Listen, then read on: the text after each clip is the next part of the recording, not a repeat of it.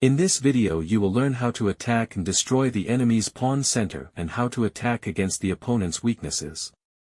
After e4. g6. This is the modern defense. d4. White occupies the center with the pawns. Bishop g7. Developing the king's bishop towards a good diagonal, from where it exerts pressure against the center. c3. Reinforcing the defense of the d4 pawn and blocking the diagonal to the g7 bishop, with the idea of nullifying its action. Now, black is not interested in attacking in the center with c5, since after d takes c5, black does not have the typical check with his queen on a5 at his disposal. d5. Placing a pawn in the center and attacking against the e4 pawn. Since black is not interested in attacking on the d4 point, he seeks to attack on the light squares. If white now plays f3, to reinforce the defense of the e4 pawn, black can respond with d takes e4. And after f takes e4. Knight f6. Black is ahead in development. He will be able to castle on the king side and attack in the center with the c5 break and has an advantage. e5. Advancing the pawn to keep his pawn center together and, at the same time, gaining space in the center. c5. Immediately attacking the opponent's pawn center, to destroy it as soon as possible.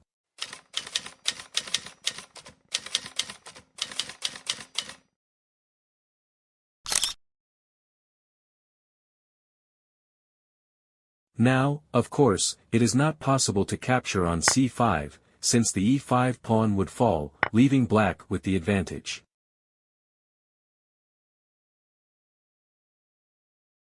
f4. To reinforce the defense of the e5 pawn. c takes d4. Eliminating one of the opponent's central pawns. c takes d4. Knight c6. Developing the queen's knight to its natural square, where it will be very well placed, since it presses against the d4 pawn, which is the base of the opponent's pawn chain. Black will be able to increase the pressure against the d4 point with moves like knight h6 to f5, queen b6, and black has a very good position. Now, knight f3 would not be good, because black would respond with bishop g4, pinning the opponent's knight. Knight c3. Developing the queen's knight and delaying the development of the king's knight for the moment, to prevent it from being pinned. Knight h6. Developing the king's knight and preparing to castle. Black's plan is to continue with knight f5 and increase the pressure against the d4 pawn. It is still not advisable to develop the king's knight, as it would be pinned by the black bishop. After knight f3, bishop g4 would follow. Black's plan is to exchange his bishop for the f3 knight, to eliminate an important defender of the d4 pawn. A very important technique that will allow you to win more games is to eliminate the opponent's key defenders.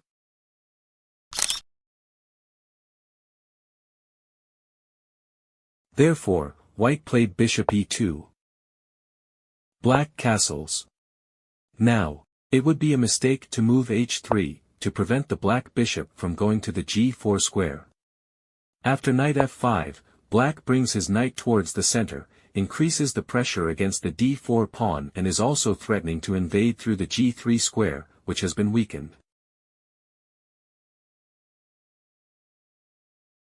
Bishop e3. Developing the queen's bishop and reinforcing the defense of the d4 pawn. f6.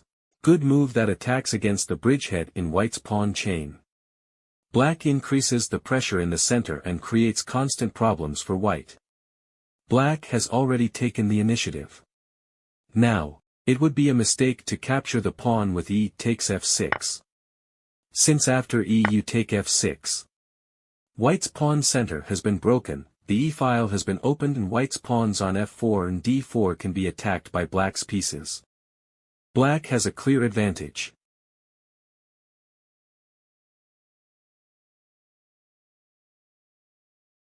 g4. White feels that he has lost control of the game and advances with his pawns on the king side, to try to attack in this area and create counterplay. White is moving too many pawns in the opening, he is not paying attention to the development of the pieces and his king is going to be very exposed in the center. Knight f7. Threatening to capture on e5, to then continue capturing on e5 and be able to advance with d4, with which black would recover the piece and remain with an advantage. For example, in case of h3, to defend the g4 pawn, you would follow f takes e5, f takes e5. And now the correct thing is bishop takes e5.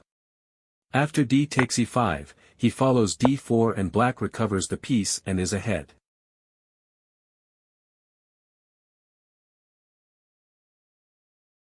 However, it would not be good to capture with the knight, since in case of knight takes e5, d takes e5. After d4, now white can follow queen b3 check. King h8. White castles on the queen side. The d4 pawn is pinned and white has the advantage. In the game, after knight f7, white played bishop f3, threatening to capture on d5. F takes e5, eliminating one of the opponent's central pawns and opening the f-file to activate the rook. Now, it is not possible knight takes d5, because after e takes d4, the white bishop is attacked. After bf2, then follows bishop e6, attacking the enemy knight, which has no retreating squares. Queen b3, to defend the knight. Knight f to e5. Good move, which threatens to capture on f3 and also on f4, since the white knight on d5 is pinned. After f takes e5. Rook takes f3, eliminating the bishop, which is the main defender of the d5 knight. After knight takes f3. Now, black before capturing on d5 can play better with queen a5 check. And after king f1, bishop takes d5 and black has a clear advantage.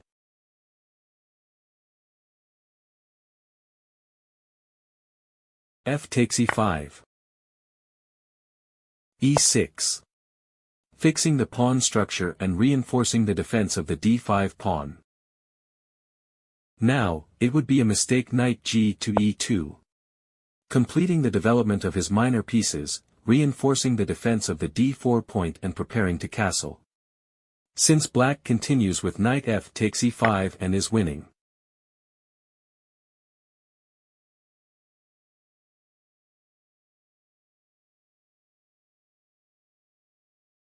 h4. Continuing to advance his pawns on the king side, desperately trying to create counterplay. But white has not attended to the development of his pieces and is not prepared to take the initiative in this way. Now he is going to be heavily punished. On the contrary, the black pieces, which are excellently developed, are already prepared to go on the attack. Destroy the opponent's pawn center and attack against the white king, who is still in the center without castling and will be very exposed once the center opens. Queen b6. Putting the queen into play threatening to capture on b2 and e5, taking advantage of the fact that the bishop on e3 is defenseless. Bishop f2. Removing the bishop to a safer square, to avoid the opponent's threat. Queen takes on b2.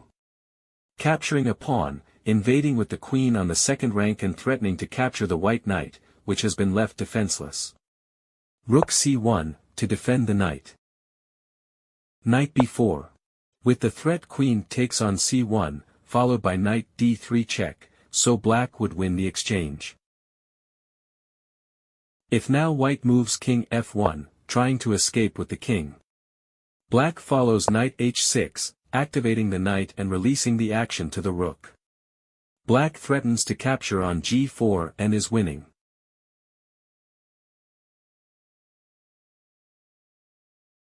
Bishop g2. Placing his bishop on a safer square, trying to defend himself from black's attack. Now, the strong continuation for black was knight takes on e5, capturing a central pawn and threatening queen takes f2 checkmate. Black is winning as he has two extra pawns and a decisive attack against the white king. For example, after queen d2, then knight d3 check follows and white's position collapses. In the game, black played bishop h6, activating the bishop and attacking the rook on c1. g5. Blocking the action to the black bishop, to avoid the opponent's threat. Knight takes on g5. H takes g5. And now queen takes f2 was checkmate.